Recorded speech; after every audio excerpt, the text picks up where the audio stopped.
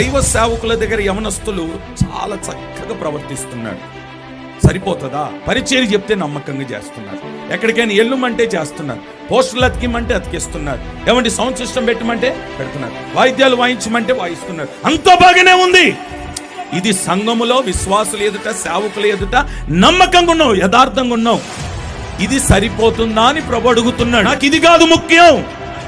వీరు ఎవ్వరు లేనప్పుడు, మధ్యరాత్రుల్లో ఒంటరిగా ఉన్నప్పుడు కూడా నీ యథార్థత ఎలాగుంది? ఒంటరిగా ఉన్నావు, సేవకుడు లేడు నీ దగ్గర, సంఘం లేదు, విశ్వాసులు చూడట్లేదు, ఎవరు నేను చూడలేదు, ఒంటరిగా ఉన్నావు.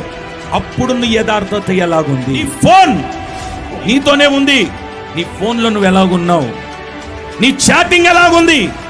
నువ్వు చూస్తున్న యూట్యూబ్ ఎలాగుంది? ఇదండి యథార్థత అంటే. నువ్వు ఒంటరిగా ఉన్నప్పుడు నీ పరిశుద్ధమైన జీవితాన్ని నువ్వు కాపాడుకోవడమే యథార్థత.